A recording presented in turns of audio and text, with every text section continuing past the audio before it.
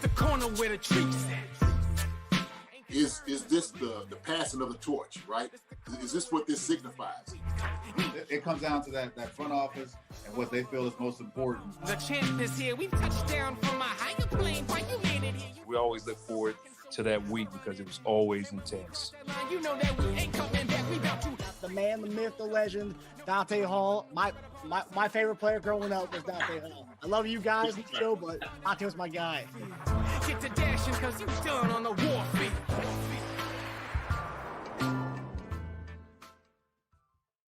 This episode of Chief Concerns is brought to you by betonline.ag. Hey there, Marcus Dash here from Chief Concerns. Just want to comment and say BetOnline is your #1 source for all your sports betting needs. Get the latest odds, lines, and matchup reports for football, baseball, boxing, golf, and much more. BetOnline continues to be the fastest and easiest way to place your wagers, including live betting and your favorite casino and card games available to play right from your phone. Head to the website or use your mobile device to sign up today and get in on the action. Remember to use promo code BELIEVE, BLEAV, for your 50% welcome bonus on your first deposit. Bet online, where the game starts. Hey everybody, welcome to another episode of Chief Concerns. I'm Marcus Dash here with legendary Chiefs tight end Jason Dunn. And everybody, it's divisional round of the playoffs. Let's get it. Let's go. Let's go. What's going on, baby? Let's go. It's time. It is time, baby. It is time. I'm telling you, Marcus, man, I'm so excited for this game. And I was talking about it a little bit on Twitter to people because once I seen that debacle of the effort or lack of effort from Pittsburgh, finally waking up toward the half, I was just like, dude, we're going to give them a much better game than this. Matter of fact, we're going to win. And if they show up the way that they showed up, against a very, I want to say incompetent Pittsburgh Steelers team like that, we're going to smash these dudes. We know it's going to be a good game. We do. But I've said this. I do believe this right here may be the most exciting game that we're going to see besides the Super Bowl. Okay, for a number of reasons, right? And the main reason is for all the Chiefs fans, we want to see the Chiefs demolish the Bills again in the playoffs like we have been doing, and keep trekking on the road toward the Super Bowl, right? To get back from this last time that we went against them and we lost it with the whole, call, that whole deal, the offsides and stuff, that craziness. But also, too, it's going to be a game where you're going to see a whole lot of people showing up to see the Chiefs lose. So it's going to be either one or two camps. And I don't care if you're a Philly fan or if you're I'm thinking about the teams that lost now, right? If you're a Cowboys fan, if you're sitting around, right? Cincinnati Eagles fans, right? Chargers, whoever, the people that just don't like us, okay? For whatever reason, just don't like us. You're going to show up to try to see if they're going to be able to beat the Chiefs and Patrick Mahomes. So there it is. You got your wish this weekend, and what you're going to find out is Patrick Mahomes is still the dude that we thought he was, okay? And we still the Super Bowl champs, reigning Super Bowl champs, okay? And don't get no mistake about that. What's up, brother? I will say this was interesting. So I forgot what it was. One of the Dolphins DB guys. I think it was Elliott, I believe. He made a weird comment today on Instagram. Let me get the exact quote here. He wrote on Instagram. Yeah, it was Deshaun Elliott, DB, who just beat Dolphins. He had a picture of him. Looks like he's in Cancun. I don't know. He's eating salad, Cancun. I don't know. He's somewhere on vacation right now because we eliminated him. Right. Yeah. On vacation. Mm-hmm. He puts in the picture of salad, and then he puts in the picture, I pray by the grace of God on the Chiefs' downfall. I hope Buffalo beats them like they stole something. That's kind of, so you played in some of the worst rivalries in the NFL. Yeah. You would never you would never say that about your rival team. And Dolphins and Chiefs played twice this year. There's really no rivalry there, so there's no reason why they hate us. But to root for Buffalo over the Chiefs, that's just weird for a Dolphins player to say. It's like, could you ever imagine yourself, oh man, I hope the Raiders take down the Browns in the playoffs this week? I mean, you would never root for your AFC West rival. It's just weird. Maybe it's where the loyalty lies in, right? Is your rival in the division that you're rooting for. Not to mention the team that you're rooting against sent your butt packing. Okay, and matter of fact, you're on vacation, enjoying the sun, taking your little drinks with your little Mai Tai and whatnot. Okay, sun on the beach because the Chiefs sent you there. Okay, and you are fussing from your couch because you know you're not going to be playing this weekend. So have at it. I don't care. Get on Twitter, say what you need to say. Pray to whatever you need to do. Okay, try to make yourself feel better.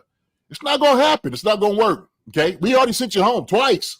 All right. So, hey, I get it. You know, you was looking to probably get that extra check, maybe to try to get your basement done, or whatever it is. I don't know what it is you was thinking about doing, but it's not going to happen. You know why? Because of the Chiefs. The Chiefs sent you home.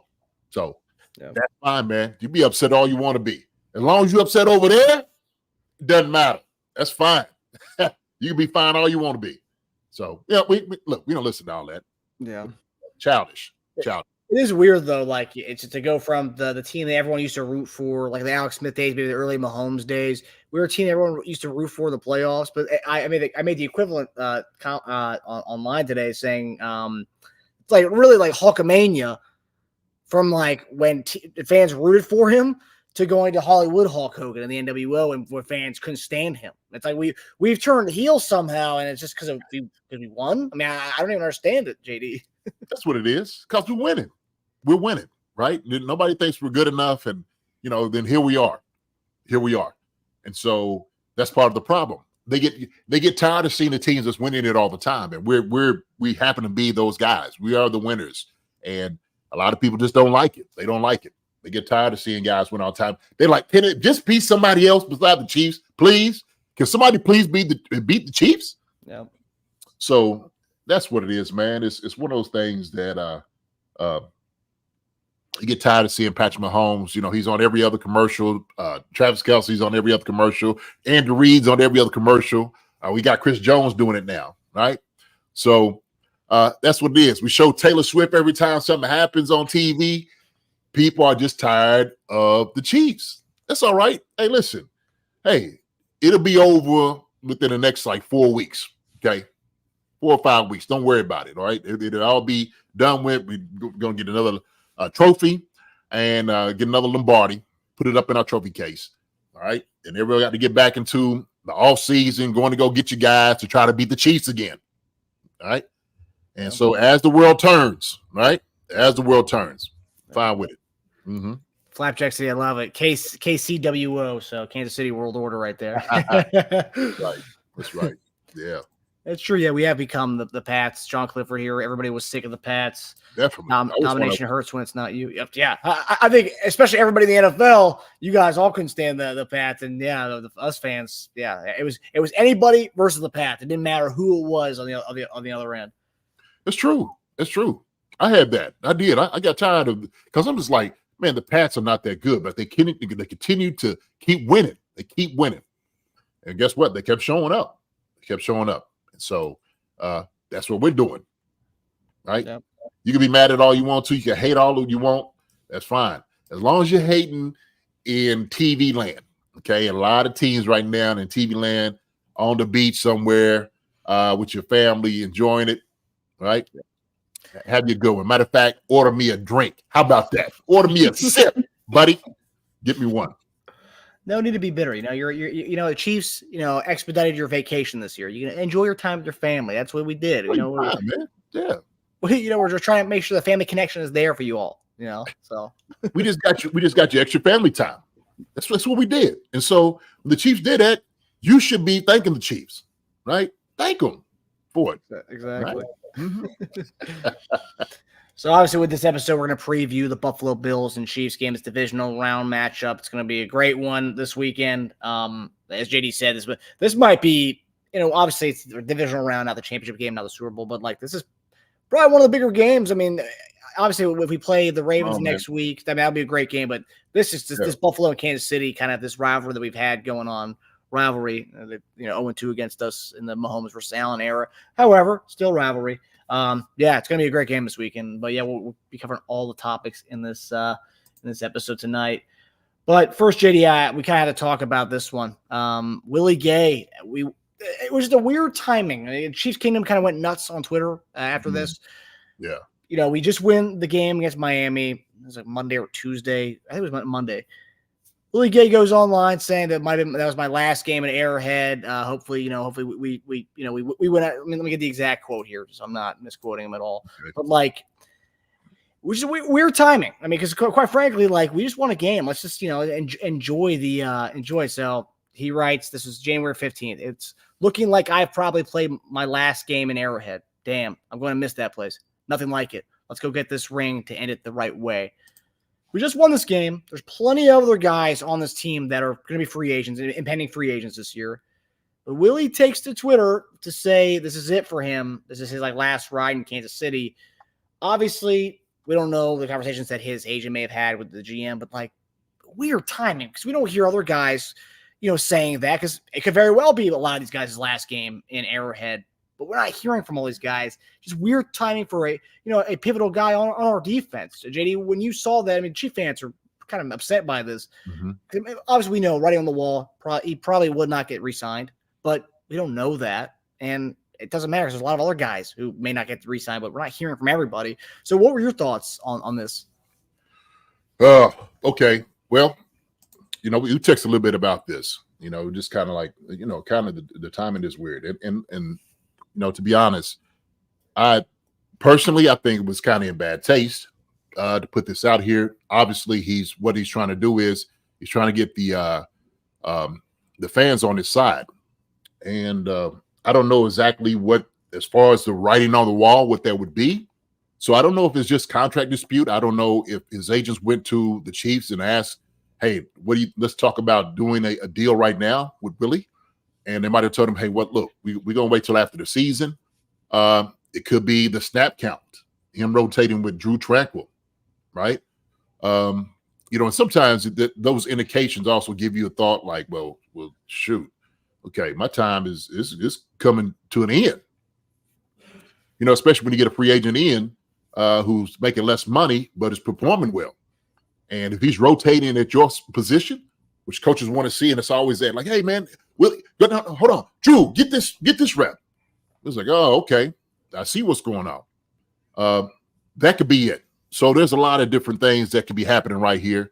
But yeah, I just don't think that especially in the playoffs, if it was the agent going to, and if that happens to be the scenario, just wait till the season's over. I think that's part of it. So that's what I think you have to do. And if you go to, like I said, shout it out on social media, obviously you're trying to get ahead of everything, the narrative of whatever's going on behind the scenes. But yeah, and I'm just looking at this, too soon for Willie to say goodbye, Chiefs Kingdom. Absolutely too soon. We have no idea what's going to go on. We have no idea what deal's going to be done, who's going to be here. So it's kind of a cryptic message, right? Was it necessary now? No, man. Look, we're trying to win the playoff game. Okay, all that other stuff later on. And the reason I say this, because we look at other things that happen, right? And I'm not saying this is going to affect him. Hopefully, it won't. At least his performance. Somebody like Dan Quinn. Okay, let's just talk about him real quick. Dan Quinn was said to be going on these head coaching interviews during this time, right? And they back beat in by Green Bay. The defensive coordinator for the Dallas Cowboys, which they look very ill-prepared against their offense. The Green Bay has a good offense, but they were ill-prepared against what we seen on Sunday. And part of that reason, I believe, was because Dan Quinn is going out here on these head coaching interviews. Because sometimes when it ends up happening, you start giving more of your time toward different things, and then all of a sudden everybody's affected by it. You can't tell me that that doesn't have something to do with maybe where the guys work, right? He may think all the hay's in the bar, and hey, look, I didn't do anything. Everything we talked about, we were going to do. But it still may think your focus may be on something else, right? That's why you want to leave all distractions out of it. It's the same thing right here with Willie Gay. Leave all the distractions out of it, man. Just play ball, okay? The contracting situation is going to take care of itself. I'm number one with guys getting their money. I'm absolutely all for dudes getting paid, getting contracts. No doubt about it. Willie's been playing at a high level this year. He's done a great job. But there's time. It's a time and a place for these things, okay? And I get that maybe that could have been the reason. I don't know. This is all speculation by me. One guy's opinion. But I just think, man, right now with the timing of it, man, is just kind of ill-advised. Yeah, the weird thing for me is, we beat the Dolphins. We're going to play Buffalo, and that's where I don't think the Buffalo game was even over yet at this point. And we're talking about you might not be, well, you're not going to be there next year. Like we have at least divisional, championship, and Super Bowl right now. So we're not thinking that far ahead, but we're thinking about our next opponent. Shouldn't be thinking about the contract situation because things will play out whether you're going to stay in Kansas City or not. And there's other guys who are impending free agents, and they're not tweeting about it. I've seen Mike Edwards 1-year deal, Drew Tranquil 1-year deal. We're not hearing about them possibly playing their last game at Arrowhead. We're not hearing about that. It's just an odd thing. You usually see that kind of stuff with teams that are, I don't know, not making the playoffs, teams that are not going anywhere, but not a team that's in the thick of things right now, especially the Chiefs. Man, but this is what social media does, though. Everybody's different with it, right? And that's the thing. With some guys, they feel like they need to go tell not just some guys, everybody. Some people feel like they need to tell their entire story, their whole life on social media. Okay. Some people a little bit more guarded with, some of their personal things that they have in their life. And I don't think, it's on you how you want to do things. I just think kind of in a professional setting, especially with this, just kind of hold it closer to your chest, to your heart, how you doing with these things, especially if it has to deal with business, because you don't want to sour anything. And if it is like you trying to get the fans behind you, because fans love Willie. He's a fan favorite. He gets things hyped up. I remember seeing some on Twitter. Somebody's like, we can't let this guy go because of, he's a hype guy on the side in the train. But business is business.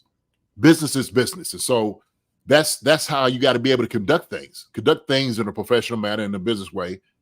This is how he decided to do it. I wouldn't have done that. I would have been the same thing. Now, if he's sitting there, like I said, if he's trying to get everybody on the side, this is the way to do it. Maybe if you feel it, hey, maybe I just holler at the masses out here in social media world. I might get a better response, right?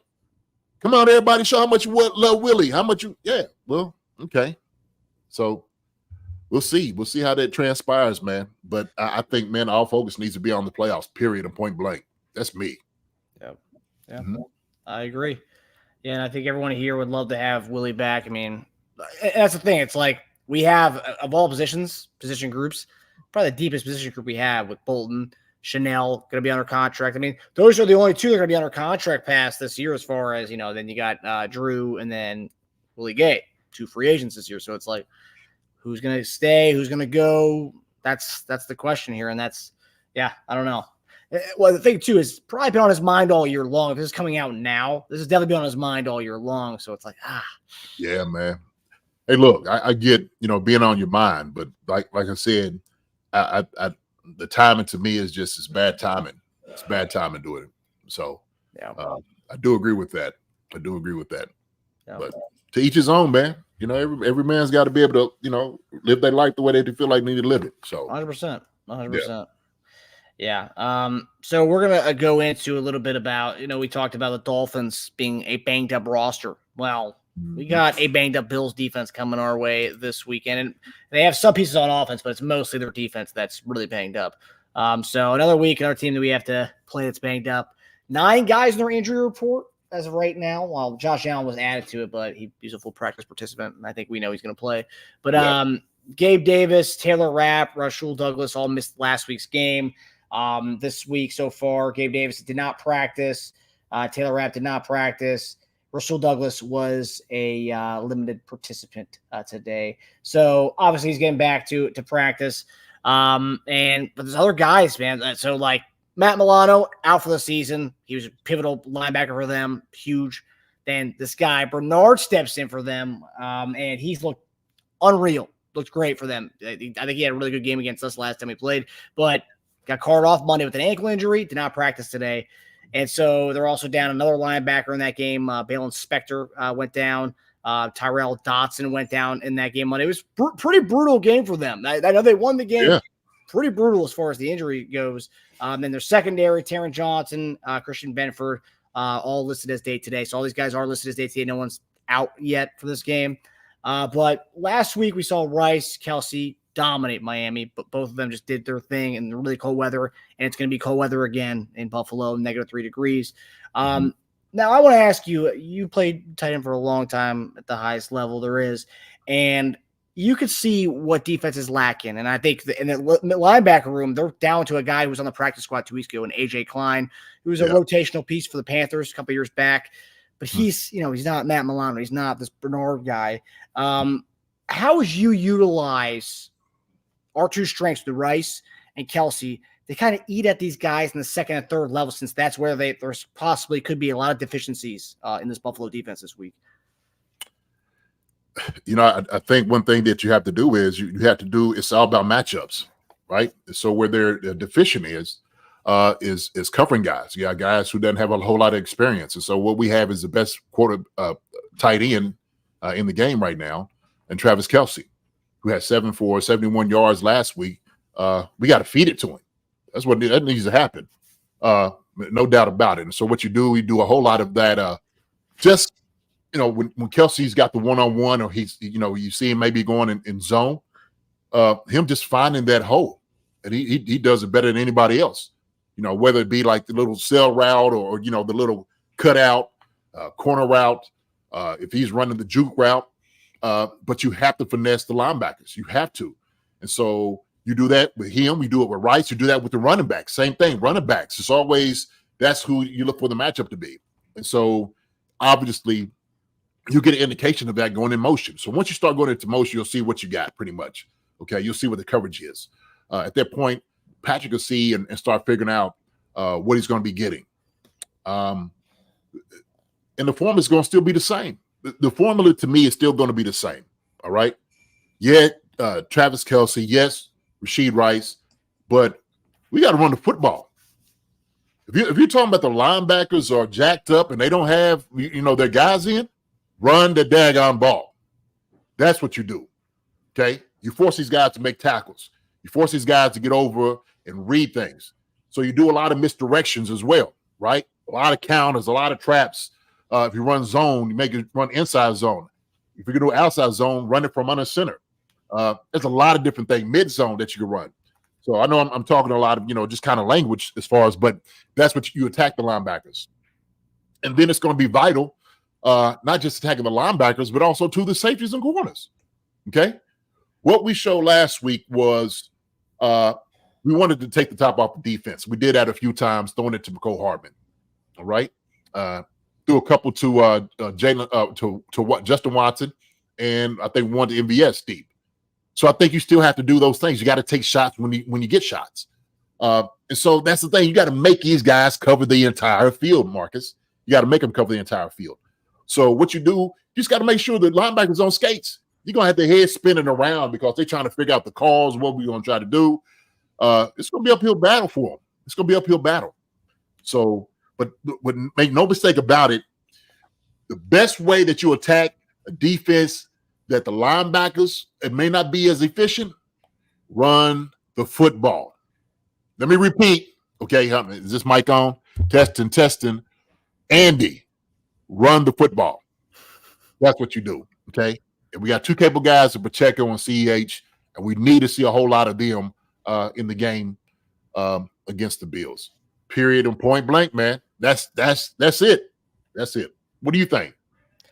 I think looking at the, I'm just looking at our last game with them right now, the game log. So I'm looking at their leading tacklers in that game. And this is just tacklers. I'm not scheming or nothing. I'm just looking at leading tacklers. And this is solo and assisted tackles together. Yeah. Taron Johnson, who's on their injury report. Dotson, who's on their injury report. Bernard, on their injury report. These are the top guys. Yeah. Benford, on their injury report. Micah Hyde is the 5th. Jordan Poyer, 6th. And then Taylor Rapp, 7 right there.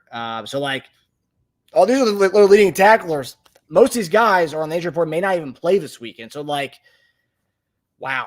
I don't know. It's just like I do think as far as, for Kelsey to, take advantage of some of these guys who, don't have a lot of, awareness as far as playoff atmosphere, a lot of, covering him of all people. And then there's why we talk about it all the time. A lot of what Kelsey does is kind of, not even it's not even a playbook. It's kind of him doing his own thing. It's kind of an option, going rogue and doing his own thing in these games. So it's really nothing you can kind of like compute or kind of like even like tease up as far as like, game planning for. So this is kind of tough for these guys if you are throwing somebody in there who's not really used to this this offense. So like, I really love what I love what the possibilities of what we can see this weekend, especially with Rice, Kelsey Rice. I think his confidence is at an all-time high right now. So I think whatever we throw at him, I think he's going to be fine with it. We don't even have to worry about the weather aspect because we literally just played. That's the crazy thing about it. I think it's 3 degrees, what's supposed to be Sunday night. I don't know what the feel is going to be, but whatever the feel is, it's going to be warmer. That's a crazy thing. It's going to be warmer than what we just experienced in Kansas City last week. So like, I think with Rice's confidence being an all-time high, with Kelsey looking like he's healthier, kind of back to his old form, I think that's the air attack's going to be beautiful. Well, we seen Rice, pluck the ball out of the air last week, okay, and I think we need to do a little bit more of that. And so what do? You stretch him out in zone, okay. You don't run to him in zone, you stretch him out in zone, and so kind of running that sit down route, coming a couple of wraps, some basics. High low the linebackers. I think you had to do all of that. I think all of that is really on the menu. But you have to play with the eyes, and playing with the eyes is play action. Playing with the eyes is a lot of the motion, maybe the jet sweep. So you force them to run. You force them to get out of just their responsibilities as much as possible. And so, Rashee Rice, but that's you still stretch the defense with him. I just think our key to the game is going to be running the football and running the football effectively, because they had to do it on the other side. Let's just be honest. They're going to try to run with Cook on the other side and Josh Allen running the football. And those 2 guys we need to stop. We stop those 2 guys, then we're just going to beat them down. But I know Sean McDermott's going to have them ready to play. He's going to have a good game plan put together. He's going to try to tell the guys, hey, look, trust your eyes, okay? Play with your instincts and just go. Don't think. If you think, then you're caught. Every second that you have where you're thinking about something, Travis Kelce's already got 2 or 3 steps on you, okay? And he's going to be wide open. So that's what you tell young linebackers, guys that don't really have a whole lot of experience, man. Just trust what they see and just go, okay? Don't hesitate. But, hey, man, it's to our advantage, no doubt about it. It's to our advantage. So even if you have running, shallow crosses, whatever it is, Andy was going to have some doubt up. I'm guaranteeing. Now, the thing is, you can't get overconfident thinking these guys may not do that, right? And say, okay, well, look, they're going to attack the linebackers. Well, don't become predictable. Shoot, throw a couple shots deep. Right? Test the corners. It's what you have to do. Right? Throw some flat routes, some check downs, okay? A little, we know we run a lot of screens to the running back, tight ends, all those different things. So all that's on the menu. We just got to get into a rhythm, really, and it starts with the running game. When preparing for, because you've played against teams that have guys on the injury report that probably aren't going to play. Like for example, this Bernard, because I think Bernard's the big key. If Bernard doesn't play, that's huge. And then they're adding Klein to be their linebackers. Is not as kind of multifaceted as Bernard is. Klein's kind of he's not a coverage linebacker by any means. Yeah. My question is film review and stuff they're doing, the tendencies of guys. They're practicing and probably watching tape as if Bernard's going to play. Now, Yeah, at what point do if they say, hey, let's pull up some tape from AJ Klein here, or they're going back to his Carolina tape or whatnot and watching it. At what point do they do that, or they just kind of look at his last week at him plugging and playing last week or last 2 weeks in Buffalo? They got guys looking at all of that, to be honest with you.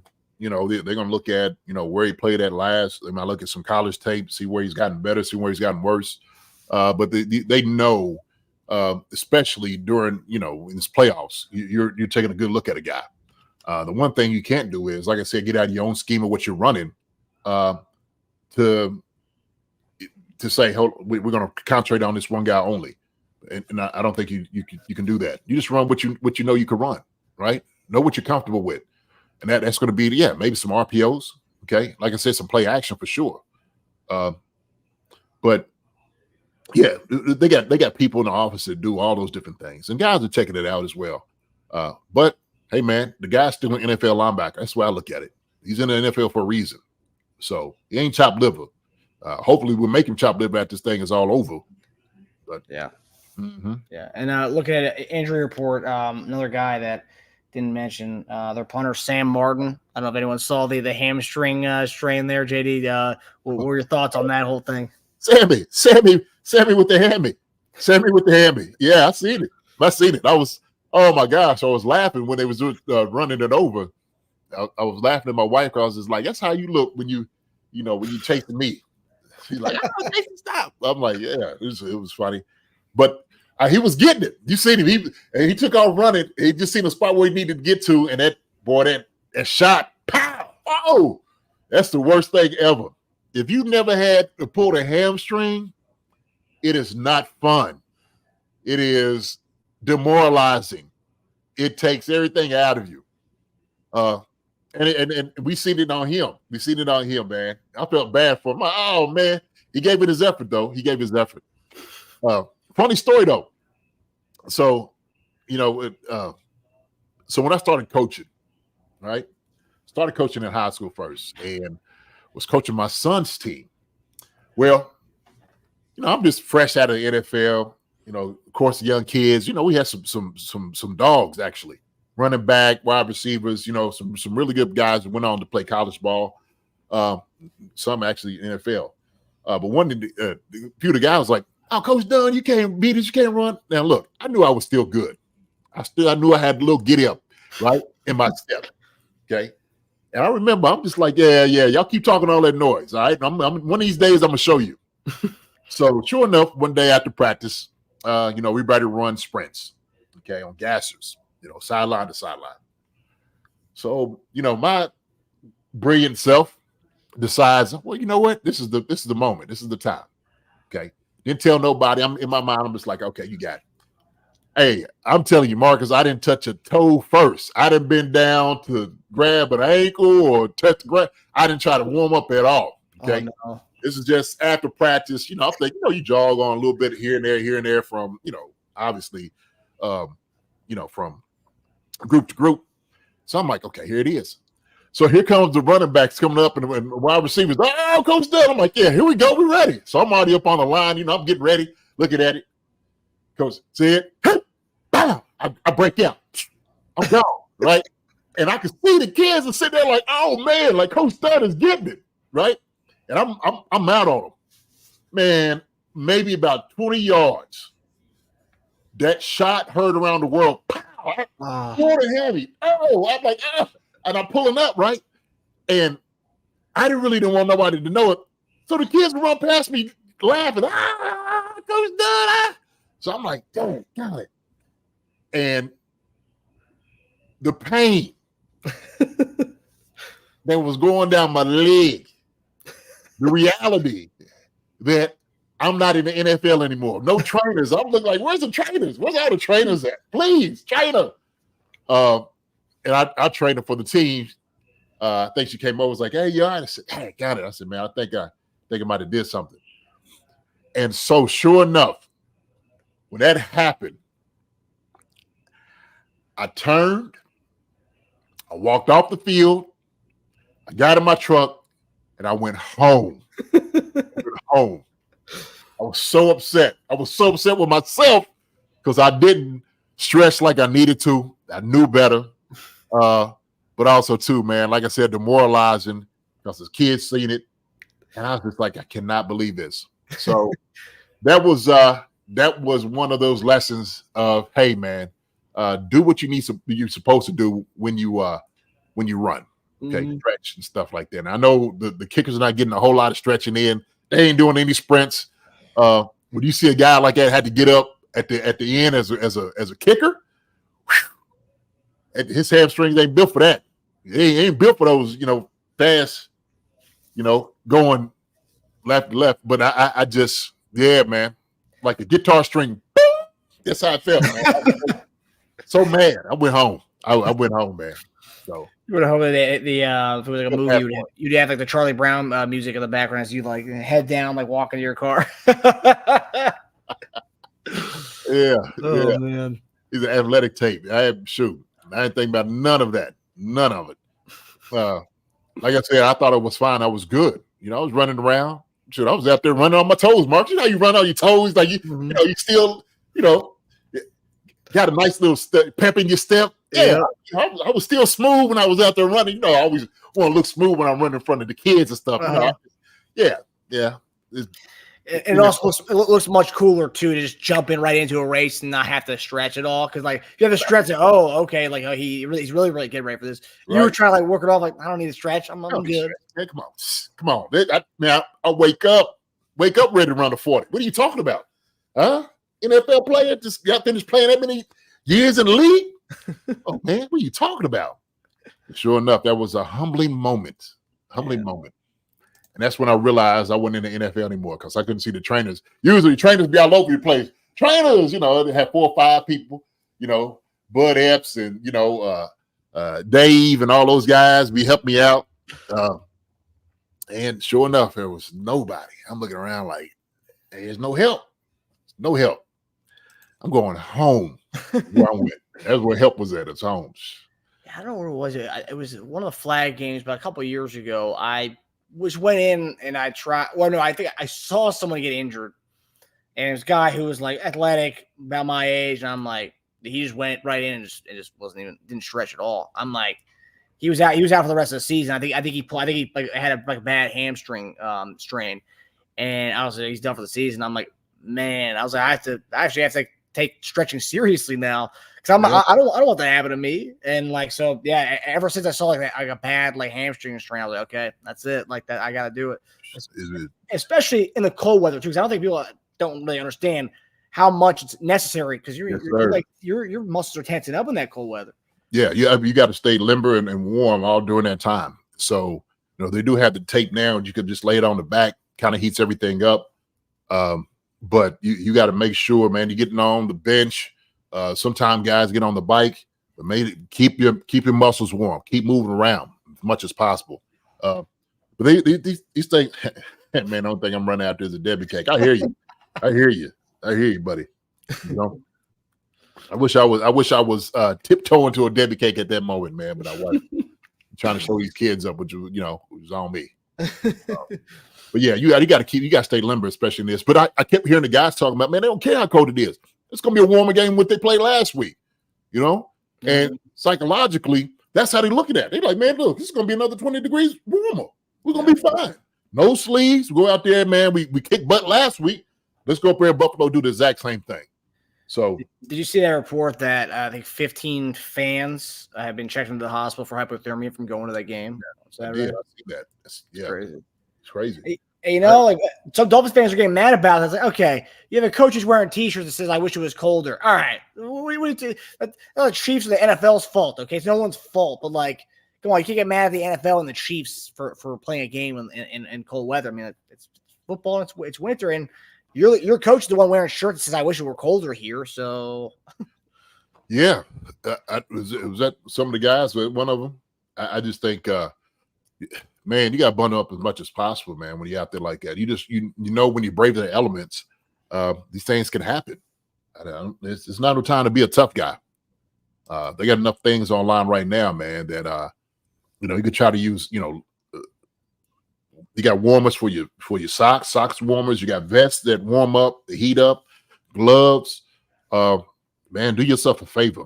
Do yourself a favor, man. Protect yourself when you're out there in these elements, man, because it's no joke. It's no joke. Yeah, I was in Philly yesterday for the Sixers and Nuggets game, and this morning we went to go see the Rocky Steps. It was like 11 degrees, but that was the temperature. I think the real feel was maybe like 1 or 2 degrees or something. But I was just, anybody watching the show knows I can't take anything 50 below. I can't deal with it. So I was dying.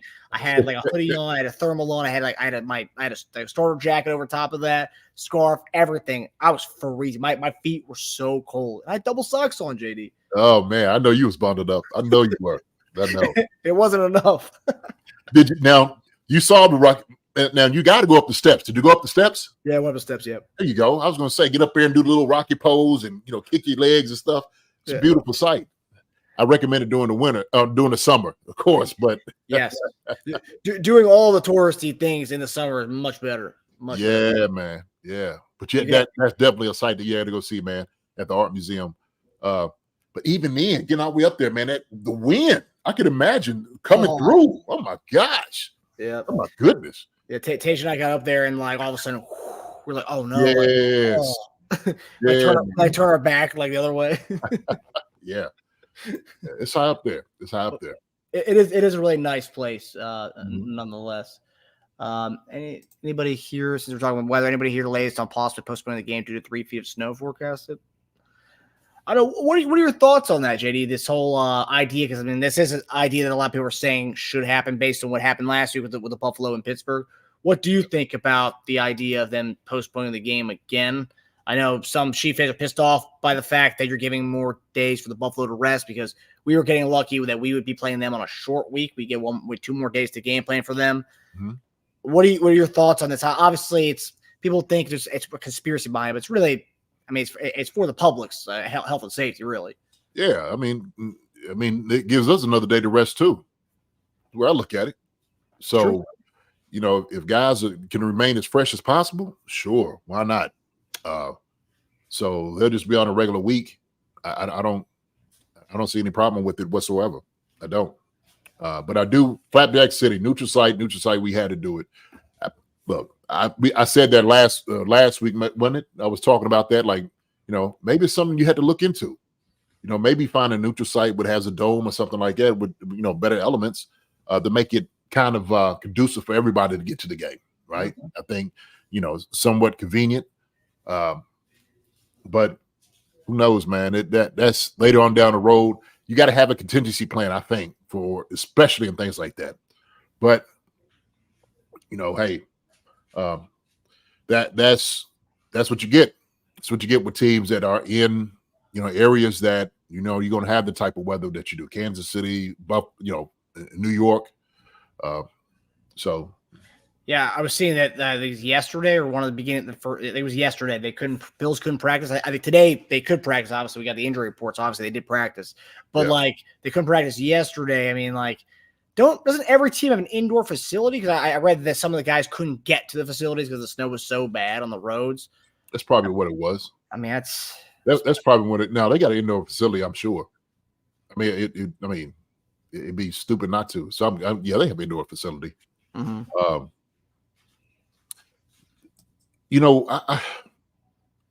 I kind of look at these things, man, and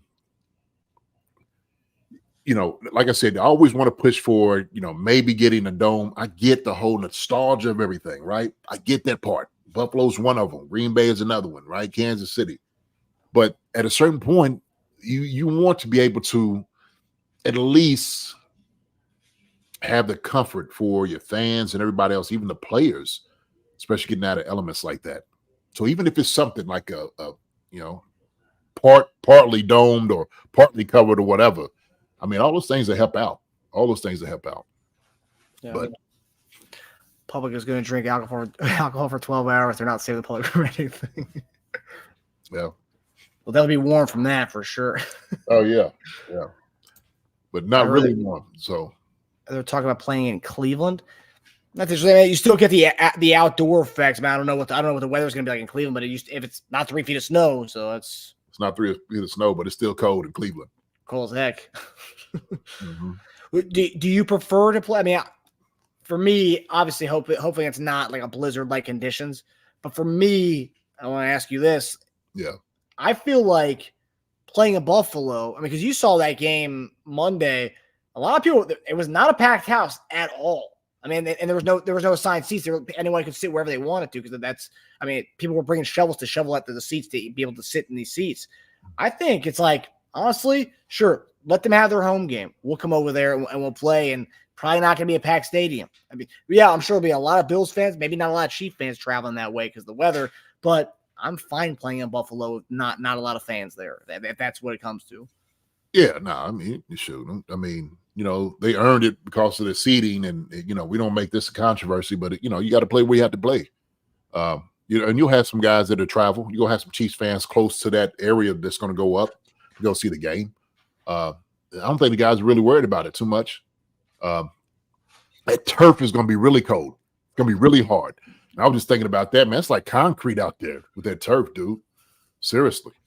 But they have a warming system? I'm sure they probably have a system under their turf, but I don't know. That joke look cold.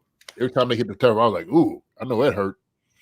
But what's funny about that, I don't know if you saw the Hard Knocks. Shout out John Clifford. Really enjoy Marcus and JD. Appreciate you, brother. Appreciate you, brother. Hard Knocks. I haven't watched the episode yet, but one of their coaches was talking about the Chiefs field, and he said the grass, it's dirt. It's pretty much dirt. It's hard as dirt. You're saying, so you get tackled there. That's dirt. You played on Arrowhead. I've gotten the Arrowhead tour. I've touched that grass. I mean, obviously, any grass, it's natural grass we're talking about here. I mean, it's also like it's cold as heck. So whether it's turf, field turf, grass, artificial, all that, it's in negative 20-degree weather. It's gonna feel like dirt. It's gonna feel hard as heck. So I mean, I don't even understand what the point of that was. I don't know. Maybe you're just trying to, have something to say on the show. But you kind of know what you're dealing with. It's not a big deal. Interesting. Bills do not have a warming system on their field, as far as I know. It's kind of weird for a cold climate plays. Yeah, it is. That to me, then that would make no sense not to have it. I would assume that they would. I don't know, Mike. I had to look into that, brother. If they don't, that's interesting. That is interesting. Yeah. I think it behooves you just to have something like that, especially when you're going to be dealing with this type of weather. Yeah. But, no. I read that. I don't know how true it was. It was someone saying that a lot of the construction companies and the contractors that when they made a mock-up of a stadium, they're scared to even to add a stadium onto Buffalo for the fact and liability of if that were to collapse because the amount of snow they get up there, which is very interesting. And I think they do. I think Buffalo has the record for most snowfall ever in a single year and in a single day too. So that's interesting. That I don't know how true or how false that is, but that's interesting. I mean, it does seem like a legitimate thing there. Yeah, but regardless, whether it's playing in a blizzard or not, I'm okay with traveling to Buffalo, and we'll get to that later on when we get to our picks. We'll figure that out. Oh yeah, we'll talk about why that is. So our next topic we're talking about. So last time we played, so we talked about injury report. Chiefs are pretty much healthy as can be, and thank God. Let's knock on wood right now. Derek Nottie is the only one who did not practice today. Derek Nottie is probably out for the season, which we've got Pennell, we got Isaiah Buggs, who we just picked up. Love that name. So I think we're fine in D-tackle rotation as far as that. We're gonna miss Nottie. Nottie actually played a really good year. They had a great season, probably one of his best seasons in Kansas City so far. And I think he's a free agent too, so that might be. We haven't received Nottie's tweet yet that it might be his last game at Arrowhead, but yeah, it could be his last game. But the last time we played Buffalo, we lost by 3. In that game, we were without Donovan Smith, Drew Schrankel, and Isaiah Pacheco, and we lost by 3 points. 3 guys who have been instrumental to getting us to where we are right now, JD. And I want to ask you, as far as the guys who did not play in that game, who will be playing this Sunday, who's a more impactful player for us going into this game this weekend? And I know, obviously, you could say Pacheco right away, running back, he's going to tote the ball 20 carries a game, but Schrankel has got a pivotal role. Donovan Smith has been pivotal for us. Those are three guys at the time. I didn't realize how impactful they were when they missed that game. Yeah. Man, I mean, you could argue for each and every guy, but I think the consensus would be that Pacheco would be the most impactful guy, right? When you're talking about the amount of carries, what he does, the energy he just brings to the entire team, not just the offense, but the entire team. It can't be understated. And so getting him going is going to be pivotal. It's going to be key for us to do. And then, of course, Donovan, playing because he's going to be going against, old man River, I think last time Wanye got back there, then he beat Wanye on a couple of them, if I'm not mistaken, right? That's why. Let's see. But Mahomes was sacked once in that game. Once a game, but the pressure, just you could see it. And Wanye was kind of struggling a little bit, but that's what Von Miller gives you. And so Donovan Smith beating up on him, older guys going at it, is going to be important, very vital to what we do, especially in a run game as well. And so if we're talking about running the football, getting up to the second level with the linebackers, Donovan Smith does a great job of that. He does a great job just mauling guys. So he's going to be impactful as well. Drew Tranquil, obviously we know that one of their strong suits, we seen it last game, is stopping the tight ends. And so having Drew cover some of those guys is going to be, man, he's got to be able to do it. They made the dude, man, from Pittsburgh look so bad the way he was just chasing at the guys. I was like, man, who is this guy? And he just seemed out of place. He just seemed like he was just getting beat over and over again. So that's you got to make sure you got a good cover linebacker, and Drew Tranquil is that for us. Okay, he's going to be able to run with the tight ends, and so that's very important because they're going to utilize them. They're going to do it. So they talked about. I didn't even know. Is that right? Did he have 70-something catches this year? Who? What's the name of the tight end? Kincaid. Did he have 70 catches? He came on strong at the end of the season. Yeah, 73 catches. Jeez. So they're gonna throw to him. We know that. Sure. But I was shocked by that because I'm sitting there like, really? He had 70? Because I thought when he was hurt. Wasn't he a game or two? A couple of games? Knox was hurt. I thought Knox came in because I thought that's what they were saying with Knox. I don't know. Maybe I'm wrong. But still, they utilize him too a lot in the passing game. And so we got to make sure, man, we get after those guys. We got to get after them. And Spags gonna have something dialed up for him. We got to make tackles on Josh Allen. Make the tackle. If you're back there to make a play, make it. You got to get him down. Do not go up top of Josh Allen. You got to go for the legs. Look at the belly button, whatever it is. Don't let him juke you.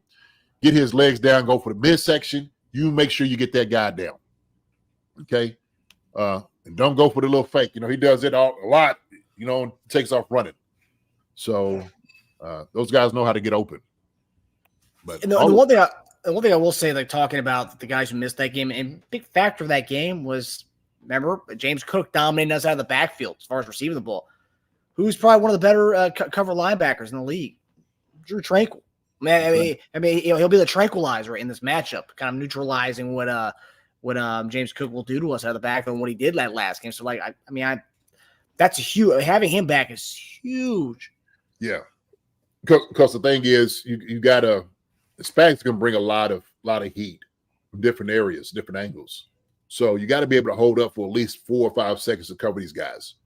They're very athletic. They catch the ball really well. Same thing safety-wise. Reed's got to be able to catch him. He's got to be able to cover him. But you can't let those guys get going. You cannot let those guys get going. So how would you, if you were coaching defense this week, seeing the fake slide attempt that Josh Allen had last week, how do you even how do you respond to that? I mean, like, 'cause, quarterbacks are so hard to, you can't even breathe on them, and you'll get penalized. I mean, I don't. How do you even like go against that? You got to just run up on him. You got to run up on him. You got to run up on him square, and make sure that you're gonna keep him, and break down. You got to break down and make sure like you're gonna hit him. Okay. And at the very last minute, you just got to be able to try to pull up as much as possible. But daggone it, when you go in full board. Torpedo this dude like you're going to take his head off, right? He'll get down. He'll get down. When you got the look in your eye, that Mike Singletary look, like, I'm ready to rip your face mask off. That sucker get down. You don't want to get that hit. I think the call that he had against the Pittsburgh was BS. I think the guy was there in time to be like, okay, it could have been. They didn't have to call that. I think you go down with him. Maybe not try to go up top, but at least go down on knee. Get close to him. Break down all the way. That's what you have to do. I'm seeing go for Casey Ferrer. Bolden was out that game. No, he wasn't. That was Bolden's first game back. That was a big game for us. I think that was his first game back, and I think he led us in tackles that game. No, you say you second in tackles that game. Yeah, he had 8 total tackles that game, 5 solo. So yeah, and he was just getting back, so he wasn't even 100% yet. Yeah, I think he was the. I thought they were rotating him in and out. Still trying to get him in because I remember a couple times he was out. At least that my recollection, but let's see. I don't know. Yeah, I don't know what his snap count was that game. Okay. But I mean. Yeah, the fact that we are, and one of the things that, like, I know we're playing in their house, that the elements or whatever, the elements not really a thing because we just came from playing negative 30-degree weather. One thing I will say it bodes well. I think it's going to be a great game. I'm seeing we have Bills people in our Connor. Good to see you in our comments, man. But one thing I will say is like the injury aspect of it. That's something that's not really being talked about a lot, and that we're so healthy at the right time, and Miami wasn't, and now we're seeing Buffalo. With 10 guys in their injury report, it's tough sledding, especially in weather that we're going to play in too. But I told you, it's one of those things, right? It's this is a chess game, and so you might have all 10 guys on the injury report. Next thing you know, it's only have 3 out. So true. you got to take into account everybody who's going to be there. And so yeah, he has bad ankles, not as bad as they thought it was going to be. Can Mr. Miyagi show up and do some work? Sure. Let's go. Because look, it's a playoff game. This is it. So you one and done. That's the way it works. Everybody wants to play. If you have ability to play, if you got breath and life in you, play. You have something just keeping you out, like you can't go, then so be it. But if you can go, shoot. I don't know a guy who would not want to do it. That's what made me wonder about AJ Brown. How bad is I know. And that's the thing too. Gabe Davis not practicing still. That's interesting too. That he didn't play last week, and now he's not already out. Interesting. Yeah. Yeah. No, it's gonna be an interesting game as far as the injuries on both sides. You kind of mentioned Donovan Smith, but what did you see? We talked about it a little bit on the post game show. Mm-hmm. What did you see last week from Donovan Smith that you just hadn't been seeing from Wanye against Miami last week? Good feet. Yeah, he has better feet. He holds up a little bit better than Wanye. So, when I'm looking at him, I'm evaluating him. I just see a veteran guy doing veteran work. He understands, leverage, awareness of where the quarterback is, what they're trying to do, the clock in his head. He's seen these guys before. So that's what I saw from Donovan. Donovan just brings that element of experience that Wanye just doesn't have. Wanye's going to be a good player, no doubt about it.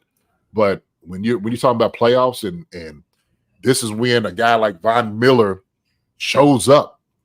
It's when he shows up because he's only looking for one. He's only looking for one good sack, 1 or 2, right? If he could just cause some pressure and an errant throw, that's what he's there to do. Bottom line, period. And so Donovan Smith understands that, and Donovan is just going to have, where he's sitting at and getting his hands on him. He's just going to try to make sure that he's not back there. He understands that. He sees that look in his eyes. And when you have 2 gladiators going at it, you got to win. You just know you got to get the job done. And before he gives a sack up, he'll hold that joker. Sometimes you might have to. Sometimes, hey, when it gets down to it, and Donovan can do it where it doesn't look like it's holding. So he'll have his hand all the way up there by his neck and his hand out like, he ain't holding it, but that's veteran moves. Certain things that you have. Why you ain't got that yet? You don't know what those, get their hands in and don't look like it's holding. It's a whole difference right there. It's different. Yeah, Justin Houston was pretty pissed off about one of Donovan Smith's holds. Yeah. He could have called it. We might have, but the way he had it on his neck and he had his hands out, like, hey man, he just happened to be in my frame, and I'm still got my hands out. I'm not holding this guy. So. Yeah, we see plenty of Chris Jones holds that don't get called. So never. Yeah, I'm seeing people are talking about the officiating. Have you seen the numbers on the officiating crew? We have Sean Hockley coming to officiate this game. JD, Man, did you see the numbers on that? No, I don't care. I have no idea who's officiating the game. It doesn't matter to me at all. Doesn't. Like as far as the crew, doesn't matter, man. Shoot, come on, man. We're just gonna play ball. When you start getting into that, man, it's just then you just worried about too much. You just worried about too much, man. I'll tell you what, in some of the Vegas, the betting groups I'm in, that's the kind of stuff they talk about. Like, oh, look at the officiating group, especially in basketball. They love looking at the who's during the playoffs, who's officiating those games. They love looking at that. Sean Hockley will be our ref this week. Chiefs are 8-2 when Hockley in the Mahomes era refs our games, and 2-0 in the playoffs when Hockley refs our game. Mm-hmm. And just putting that out there. Connor was talking about we got other dudes. We got Floyd, yeah, Little Floyd, yeah. He's a guy. He's a guy. We got Juwan Taylor and we got Donovan Smith. We got two guys. Oh yeah. Okay, and they're ready for it. They're ready for it. Okay, so don't let the smooth tape fool you. No, sir. All right, everybody, we're gonna get to brass tacks here. It's time for game picks. So game picks. Let's go. Yep. Let's Chiefs. We'll travel to Buffalo or wherever. I don't know. But as right now, Chiefs are traveling to Buffalo. 2.5-point underdogs at Buffalo, 6:30 p.m. Eastern Standard Time, Sunday on CBS. So we'll have Tony Romo and Jim Nantz calling the game. Some love Tony Romo. Some don't like Tony Romo. But I like Tony Romo. I like Romo. One thing about Romo, he's not a biased guy. He loves both, especially both these quarterbacks. He loves Josh Allen and he loves Mahomes. So we'll be getting both. He's going to enjoy this game. He's going to enjoy this game. Both fan bases will love it. Yeah. He's got a lot of knowledge, man. That's why I like hearing Tony, man. He knows how to call it out. He knows call games. He does a good job of it. He does. Yeah, he calls out a lot of stuff that a lot of broadcasters won't point out. He's a football guy. Exactly. 100%. Love it. And we like those. Mm-hmm. And this is the second time Mahomes is a playoff underdog. Mahomes is 8-1-1 against the spread and 7-3 straight up as an underdog. Pat has an impressive 38-11 record on the road during the regular season. And Mahomes is 28-1 when he's a 3-point favorite or less, or being an underdog in his career. So basically, when you count Mahomes out, he usually wins. So that's it's kind of a scary thing, especially when you are a banged up team like the Bills are. But JD, who do you have, and what's your prediction for this game? So I have the score. Obviously, going up there is going to be a battle. We know this. This is going to be, like I said, this is going to be the most exciting game besides the Super Bowl, right? And obviously, the next week when we play the Ravens, it's going to be a very exciting game as well. But this one with Josh Allen and Patrick Mahomes, two premier quarterbacks, they want to see that. They want to see that duel. And I, without a doubt, the Chiefs got in the favorite to me. I get everybody's the element up there, right? The Bills Mafia and all those. Nobody, they ain't worried about that. Chiefs ain't worried about none of that. They're not. I think they're going to go in there and go do business, pure and simple. And so right now, what I have it, if we utilize what we're supposed to do, run the football, get the ball to Kelsey, get the ball to Rice, all the guys underneath, Richie James, McCole Hardman, Justin Watson, all those other guys eat after that, okay? All those other guys filter in and do your job. But 10, we got to get the football. Give 15 times to throw the ball. Kelsey and Rice, we're going to be fine. I see Rice getting a touchdown. I see Kelsey getting a touchdown, and I see Pacheco getting 2. So I got right now the score 28 to 21 is what I see. Oh, okay. So you have it right over the total points. Total points of this game is 45. Okay. I had it 28-17, but we are playing in Buffalo, and they'll have something. Something will happen. But that's what I have. Matter of fact, how about I do this? No, I'm gonna stick with it. 28-21. Stick with it. 28-21. That's what I'm doing. So Josh Allen 0-2 against Mahomes in the playoffs. How much of that do you think it lingers over a player's mind? Because we always talk about you and Eric when we used to always talk about on the show. It's not Brady versus Mahomes. It's not Mahomes versus Burrow. It's not Mahomes versus Allen. Players don't see it that way. Yeah, I mean, you just know that you're losing to the Chiefs. That's what Josh Allen knows, especially in the playoffs. And the fashion he's lost the last couple has been weighing on him. It's been lingering. And so this is his vaulted task right here, right? This is, if you want to shoot yourself out as one of the great quarterbacks, and if you're that guy, you had to beat Patrick Mahomes. You got to be the best. You had to beat the best. And that's Patrick Mahomes.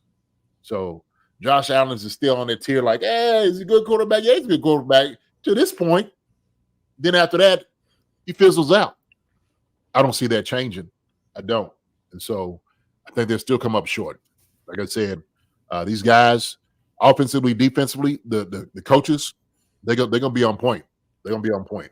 So they'll be ready. They know each other. Yeah. They know each other. I gotta say the one thing that I think bodes well for us this week is the fact that this team has been playing the playoffs for the last since that Eagles game. So 1, 2, 3, 4, 5, 6. So obviously last week playoffs, but the last 6 weeks has been pretty much a playoff games for them. And I think at some point, yes, you'd like to get the playoffs on a roll, and they are on this hot streak. They are on a roll. But I think at some point, like, it's going to take a toll on you. You're obviously seeing all the injuries they have. It's taking a toll on these guys to go as hard as they have been going for the last 2 months. Does that come back to bite them? Does that, I don't know if bite them, but does that come back to kind of hurt them in a way where they just can't keep it up anymore? And I think the Chiefs are starting to click at the right moment. And I think that will happen. I think it's going to be a great game. I think Chiefs win 27-17. I think it's keep them under 20 points, and then our offense will just handle it, whether it's scoring field goals, do whatever it takes to put up points. Like Pat said, just score. Just score. What is our magic number, Marcus? What is the magic number? 24. 24, yeah. 24. 24 for me is a magic number. We get 24 points, we win any game that we're in. Our defense is going to hold them up. That's what they're going to do. You only had one team that scored more than 24 points, and that was Green Bay. Okay? And so our defense will be ready. They'll be ready. They're going to bring Josh Allen. We get him on the ground. We bring pressure on him. We'll stop, the deep passes to Diggs, short passes to the tight ends. We will be fine, and we will beat these guys handily. And Josh, look, we know Josh. He'll give you a couple. So hopefully our defense is stingy. Hopefully Chris Jones has a great game too. I think we ain't discussed him. We ain't talked about him yet. That's the one guy we ain't said nothing about. Chris Jones, I think, is going to have a phenomenal game. He's going to have at least 2 sacks. You hear me here? 2 sacks by him, maybe one by Minahu, one by Karlaftis. That's 4 sacks. That's what I got, Marcus. 4. I like it. I think the last time I played him, I think that we sacked him 3 times. No, yeah, we're going to get 4. This is 4. I'm writing this down. How do I get in contact with Vegas about this one? I think certain sports books will allow you to bet on that. Okay. DraftKings, I've seen it. It's where it's just, will a team record a sack? And yes, it's usually you're not really getting money for just saying yes to that. But yeah, if you can, I think there's certain sport books that allow you to have more than whatever. If you want to bet more than 2 sacks or more than 3 sacks. Yeah, last time I played 3 sacks.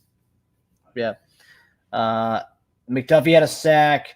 And Mena, who had a sack, and Carl Loftus had a sack in that game. Okay. So we're going to have 4. We're going to get 4. Chris got 2, Charles get 1, and George get 1. Yeah. It's going to be I think the thing I love about it, it's pretty much like playing a division team because we play the Buffalo so often where it's like both these teams know each other so well, and it's going to be like a chess match. And Andy and McDermott know each other well. It's going to be like a chess match all throughout the game. And that's the fun thing about football, which we'd love to see. Yeah. I think a guy coming out the slot going in for the blitz, it's gonna be key. It's gonna be vital. I think we even bring Reed in. Reed came down and did a couple things against was it Cincinnati when he got a couple of sacks. I think we need to utilize that too, right? So guys will be ready, man. I'm ready for this game. I'm ready to see it. So we'll see. But I wish we could fast forward to Sunday night right now just to see see how this whole thing shakes out. Oh man, let it build up. Let it build up because there's gonna be a whole lot of talking up till then. Yeah, we still got our show on Friday to talk about. So we'll have some more other things on Friday. Maybe even have a treat on Friday. Maybe. Uh-oh. Yeah. Uh-oh. And remember, we had last week on our betting show. So Friday night betting show will be on our channel. Tasia and I went 10 for 10 last week. So we made you money last week. I made $225 on my 5-leg. Tasia made $94 with his 5-leg parlay. So yeah, tune into the betting show Friday night, and then Sunday after the game, we'll be on Bleacher Report. So come on to Bleacher Report. If you missed the live stream after the game on Bleacher Report, it'll be on our YouTube channel. So Friday betting show, Sunday after the game, are on Bleacher Report. Everybody, thanks for tuning in. Even though we had Bills fans, we loved the dialogue. You guys kind of kept it clean, except for the crybaby comment to someone here about Mahomes. That's fine. Everything else was civil and good stuff. So we wish you guys luck. And obviously, it was great having all our normal fans on tonight. Yeah, man. Appreciate y'all showing up, man, and showing out. All right. Loving each and every one of y'all. Y'all be good. We'll see y'all on Friday. Okay. I'll let y'all. Marcus, love you, brother. Love you, brother. All right. Love y'all. Take it easy, everybody. Hi, everybody. Thanks for watching. Subscribe here to get the latest from the show. Also, be sure to check out the best clips from Chief Concerns. And if you prefer to listen to the show, subscribe and follow us on Apple Podcasts, Spotify, and anywhere else you get your podcasts.